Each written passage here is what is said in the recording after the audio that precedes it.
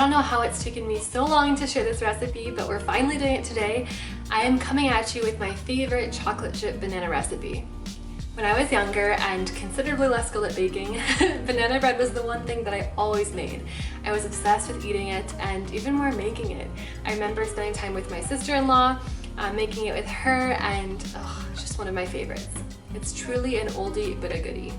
These days I put a little more thought into my banana bread than I did as a kid, but it still makes me feel so nostalgic and happy whenever I have it. Plus, it's a really great recipe to freeze, so you can always have some on hand whenever the craving hits. I'm going to walk you through step by step how to make this delicious recipe. I like to flavor mine with chocolate chips, but you could use nuts or any other things that you have on hand. But let me show you how to make this chocolate chip banana bread. Here's a quick overview of the ingredients for this recipe. The most important part is the bananas, and the riper the better here.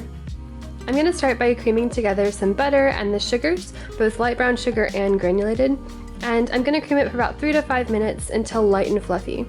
If you don't have a stand mixer, you can easily use a handheld mixer or just a bowl with a spoon.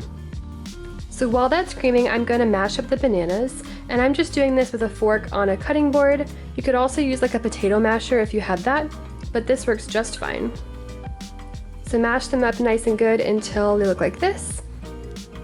And then at this point, my butter and sugars have gotten really light and creamy, and they look pretty good to me.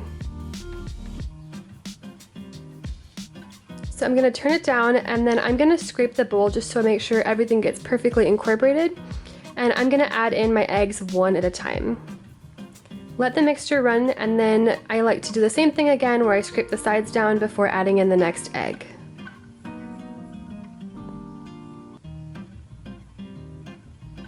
So once that's done, I'm going to scrape a little bit more before adding in the rest of the liquid ingredients. So I'm going to add in my sour cream. I'm also going to add in the vanilla extract, and then finally the mashed bananas. I'm turning the mixer back on to stir everything together until well combined. And then next up, we're going to whisk together all of our dry ingredients before adding them into the other mixture. I'm just using a fork to do this, but you can use a whisk or anything like that. And I'm adding it into the bowl, and then I'm going to make sure to mix only on low speed.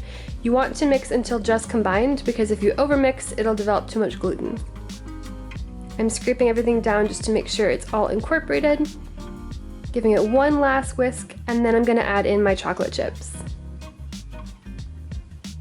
At this point, you're just mixing to make sure that they're evenly distributed throughout the bread, so don't do it for very long, and this looks perfect to me.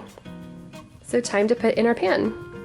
So I'm just spraying this loaf pan with some nonstick cooking spray, and then I'm going to drop the batter directly in. I'm going to use an offset spatula to evenly spread the batter on the top just so it's perfectly even, and clean up any spills like that. And then once it's evenly spread out, I'm going to sprinkle a couple more chocolate chips on top. This is purely decorative, so you can do this if you want, but you don't have to. And then I'm taking some turbinado sugar, which is raw sugar, and sprinkling that pretty generously on the top of the bread. And this just makes a delicious crunch flavor when it bakes. So this bread does bake at 350 degrees for about like 55 to 65 minutes, and it looks just like this when it's done. So after it cools completely, I'm going to use a spatula to pry it out of the pan before cutting. Try not to do this when it's still hot because it will be difficult and fall apart a little bit, but oh, this looks so good. So slice it into however many pieces you want. And try not to eat all of it in one go because it goes pretty fast in our household, I have to admit. Oh, but this bread looks so good. I hope you enjoy. And that's it. I really hope you enjoyed learning how to make this chocolate chip banana bread with me. Like I mentioned, all of the ingredients and the description for the whole recipe will be listed down in the description box below, so make sure to check that out. And I also have a full blog post describing all of the steps and some different tools and tips that I have for this recipe in particular. If you did enjoy this video, it really helps support the channel if you hit the like button down below. And if you want to see more videos from me, whether they're baking tips or different recipes like this, make sure to hit that subscribe button down below. I would love for you to join this little baking community that we have here on YouTube, and that way you'll see every future video that comes out from me. I post a new one each week. I also share more behind the scenes content and different pictures and things like that over on my Instagram, which is just the Baker's Almanac. So I'll leave that link below as well if you want to follow me there.